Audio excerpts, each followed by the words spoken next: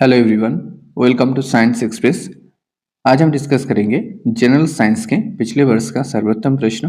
हमारा टारगेट रहेगा railway exam, group D, LP, technician and JE, जहां पर साइंस एक इम्पॉर्टेंट पार्ट रहता है। जैसे ग्रुप डी में 25 मार्क्स के साइंस आते हैं, टेक्नीशियंस में 40 के करीब साइंस आता है। जो रेलवे एस्पिरेंट है उसके लिए साइंस एक इम्पॉर्टेंट पार्ट रहता है रेलवे एग्जाम के।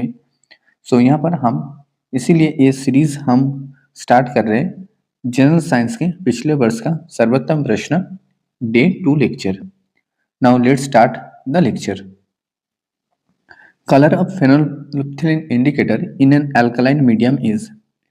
फेनोल्फथलीन इंडिकेटर का अल्कलाइन मीडियम में कौन सा कलर होता है? Colour it is a pink.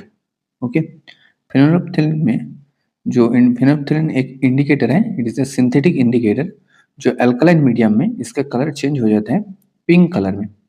इसका एसिडिक सॉल्यूशन में कोई भी कलर चेंज नहीं होता है, अल्कलाइन मीडियम में इसका कलर हो जाता है pink. Which of the following is the most electronegative element? निम्नलिखित में से कौन सा एक मोस्ट इलेक्ट्रोनेगेटिव एलिमेंट है? Correct answer is the fluorine. Okay, fluorine इसका जो एटॉमिक नंबर होता है 9 होता है, इसका इलेक्ट्रॉनिक विन्यास 2,7। ओके, इसका जो वैलेंसी होता है वो होता है 1, ये होता है वैलेंसी, और वैलेंस सेल में जो इलेक्ट्रॉन प्रेजेंट होता है वो होता है 7। Correct answer is the fluorine is the most electronegative element. Who discover the electrons? Electron की खोज किस साइंटिस्ट ने किया? Correct answer is the J Thomson. J Thomson ने इलेक्ट्रॉन का डिस्कवरी किया। Who proposed the plum pudding model of atom? किस scientist ने जो प्लम पुडिंग मॉडल एटम का वो दिया? Name of the scientist is J Thomson. Thomson ने इलेक्ट्रॉन का भी डिस्कवरी किया। यहाँ पर भी करेक्ट आंसर हो जाएगा J Thomson. Rutherford's alpha particle scattering experiment was responsible for the discovery of. Rutherford ने जो अल्फा पार्टिकल स्कैटरिंग एक्सपेरिमेंट किया था वो किसके डिस्कवरी के लिए किया था? Correct answer is the atomic nucleus. Correct answer is atomic nucleus. Rutherford's alpha particle scattering experiment was responsible for the discovery of atomic nucleus. The simplest type of atom to exist is the gas atom. That is the hydrogen. Okay, simplest type of atom to exist is the hydrogen atom. Nuclear model of the atom was given by. Atom का nuclear model किस scientist ने दिया? Name of the scientist is Rutherford. Name of the scientist is Rutherford. Rutherford ने atom का nuclear model दिया। Atomic mass of an element is equal to the sum of the number of. Atomic mass हम कैसे define कर सकते हैं? Atomic mass हम define कर सकते हैं total number of proton and neutrons only. कोई भी एटम में कितने प्रोटॉन रहता है और कितने न्यूट्रॉन रहता है, ये दोनों का जो टोटल सम होगा वो होगा एटॉमिक मास। एटॉमिक मास कहाँ पर प्रेजेंट होता है? जो एटम के न्यूक्लियस में प्रेजेंट होता है, जहाँ पर प्रोटॉन और न्यूट्रॉन टुगेदर होके एटॉमिक मास फॉर्म करता है। प्रोटॉन एक पॉजिटिवली चार्ज एटम पार्ट है, एटम का पार्ट है, और न्यूट्रॉन में कोई भी चार्ज नहीं होता है। What is आइसोबर? आइसोबर क्या है? आइसोबर होता है जहां पर सेम मास नंबर होता है। Okay, the nuclei which have a same mass number but different atomic number. उसे हम आइसोबार के नाम से जानते हैं। जहां पर क्या होता है? सेम मास नंबर होता है बट डिफरेंट एटॉमिक नंबर होता है। What is isotope? आइसोटोप क्या है? जहां पर होता है सेम एटॉमिक नंबर होता है बट डिफरेंट मास नंबर होता है। ओके, एटॉमिक नंबर कैसे डिफाइन करते हैं?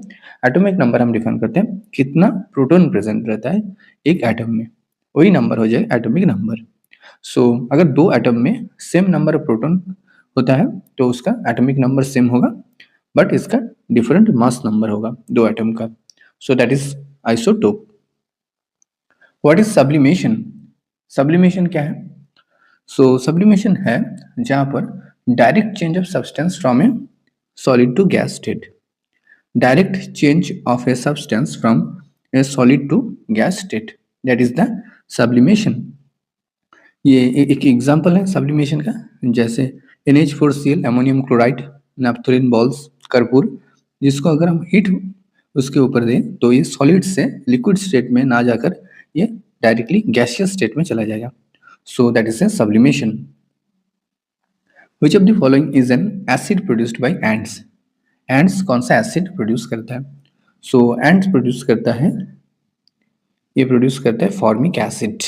ओके, एंड प्रोड्यूस करता है फॉर्मिक एसिड। टार्टरिक एसिड हम पाते हैं ग्रेप्स में और टैमरिन में। ओके, और एसिटिक एसिड मिलता है विनीगर में। So which of the following is an acid produced by ants? Is a formic acid. Which of the following is a weak base? निम्नलिखित में से कौन सा एक weak base है? So correct answer is NH4OH, ammonium hydroxide, it is A weak base। इसके साथ साथ MgOH, मैग्नीशियम हाइड्रोक्साइड, ये भी एक weak base हो जाएगा। ओके, सो weak base हम किसे कहते हैं? जहाँ पर क्या होता है, partially ionized in water to produce small amount of hydroxyl ion. Okay, कोई भी चीज अगर वाटर बॉडी में पार्शियली आयनाइज्ड होता है और small amount of hydroxyl ion produce करता है, उसको हम वीक बेस कहेंगे। और स्ट्रॉन्ग बेस क्या है? जहां पर क्या होता है, कंप्लीटली कोई भी चीज अगर वाटर बॉडी में कंप्लीटली आयनाइज्ड हो जाए और मोर number of hydroxyl ion produce करे, उसको हम कहेंगे स्ट्रॉन्ग बेस। जैसे सोडियम हाइड्रोक्साइड एक स्ट्रॉन्ग बेस का एग्जाम्पल है, पोटेशियम हाइड्रोक्साइड भी एक स्ट्रॉन्ग बेस का एग्जाम्पल है। सो यहाँ पर करेक्ट आंसर हो जाएगा weak base, it is A ammonium hydroxide NH4OH। इसके साथ साथ मैग्नीशियम हाइड्रोक्साइड भी एक वीक बेस का एग्जाम्पल है। Which of the following is not property of acid? निम्नलिखित में से कौन सा एसिड का प्रॉपर्टी नहीं है? सो करेक्ट आंसर हो जाएगा acid is a bitter taste, so it is a not a property of acid, so it is a not a property of acid. Acid has a bitter taste. Acid taste में sour होता है, खट्टा होता है। Acid base के साथ react करके salt formation करता है, ये भी करेक्ट है। और acid turn blue litmus to red, ये भी करेक्ट है। So not property of acid, acid has a bitter taste. Which of the following is not transitional metal? निम्नलिखित में से कौन सा ट्रांजिशनल मेटल नहीं है? So correct answer is the magnesium. इसका एटॉमिक नंबर है 12, जिसको हम 2,8,2 से ऐसे इलेक्ट्रॉनिक विन्यास लिख सकते हैं। So which of the following is not a transitional metal? It is the magnesium. Magnesium ये पाया जाता है ग्रुप 2 में। ओके, टोटल 18 ग्रुप्स हैं, इसमें ग्रुप 2 में ये पाया जाता है magnesium. Which of the following metal is a liquid at room temperature? कौन सा ऐसा मेटल है जो रूम टेम्परेचर में लिक्विड के स्टेट में पाया जाता है? So correct answer is the mercury. इसका एटॉमिक नंबर है 80। और कौन सा ऐसा नॉन मेटल है जो रूम टेम्परेचर में लिक्विड के फॉर्म में पाया जाता है? वो होता है ब्रोमीन, जिसका एटॉमिक नंबर है 35।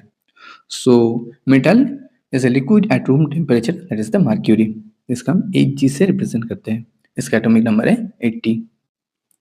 Which non-metal among the following is a polyatomic? कौन सा नॉन मेटल है जो पॉलीएटॉमिक फॉर्म में रहता है?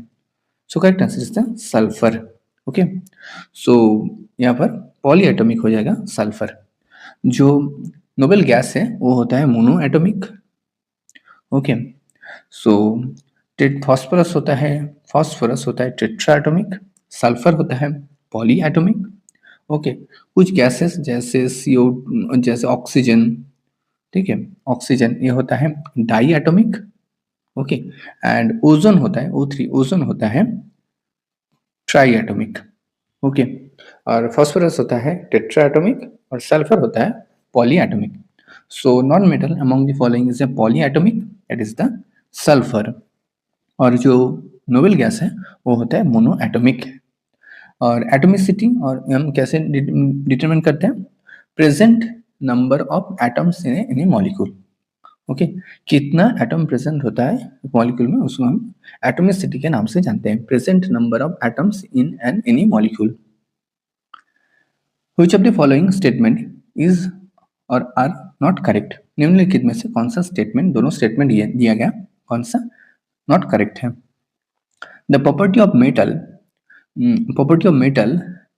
metals by which they can be beaten into thin sheets is called malleability. So it is a correct statement. अगर metal को अगर हम बीट करें तो इसको हम थिन शीट में कन्वर्ट कर सकते हैं. हाँ, एक मेटल का प्रॉपर्टी है. So that is called malleability. Malleability metal का एक प्रॉपर्टी है. सो ये करेक्ट ऑप्शन है. सो नहीं होगा. The property of metal which can be drawn into wire is called ductility. हाँ, अगर किसी भी मेटल को अगर ड्रॉ करके वायर में कन्वर्ट कर सकते हैं, इसको कहते हैं डक्टिलिटी. ये भी एक करेक्ट स्टेटमेंट है. सो यहाँ पर कोई भी ऑप्शन नॉट करेक्ट नहीं है. सो नाइदर 1 नॉर 2, दोनों स्टेटमेंट करेक्ट है. Which non-metal is used in water purification? कौन सा नॉन मेटल वाटर प्यूरिफिकेशन में इस्तेमाल होता है? So correct answer is the chlorine. Okay. So water body को डिसइंफेक्ट करने के लिए या फिर प्यूरिफिकेशन करने के लिए क्लोरीन का इस्तेमाल किया जाता है. So correct answer is the chlorine. Cl2.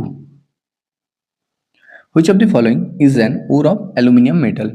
निम्नलिखित में से कौन सा एल्यूमिनियम धातु का एक अयस्क है?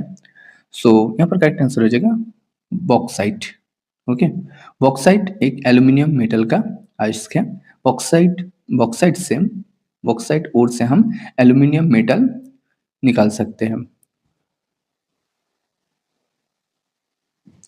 Sodium and potassium metal being a very reactive are stored in.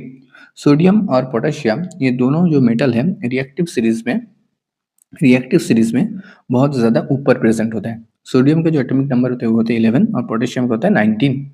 Okay. ये दोनों बहुत ही रिएक्टिव होते हैं और ये ऑक्सीजन के साथ बहुत ज़्यादा रिएक्टिव होते हैं, बहुत जल्दी रिएक्शन कर लेते हैं. इसीलिए ये दोनों मेटल को स्टोर करने के लिए हम केरोसिन ऑयल का इस्तेमाल करते हैं. ओके.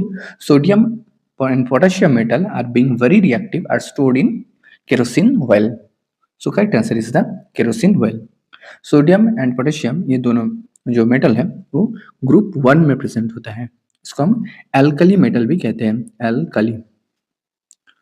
ओके. इसको हम एल्कली मेटल भी कहते हैं. इन मॉडर्न पीरियोडिक टेबल जो एटॉमिक नंबर के बेस पर बनाया गया, यहाँ पर टोटल 118 एलिमेंट है जो 7 पीरियड्स और 18 ग्रुप्स में डिवाइड किया गया है. Thanks for watching. Don't forget to subscribe science express. Thank you.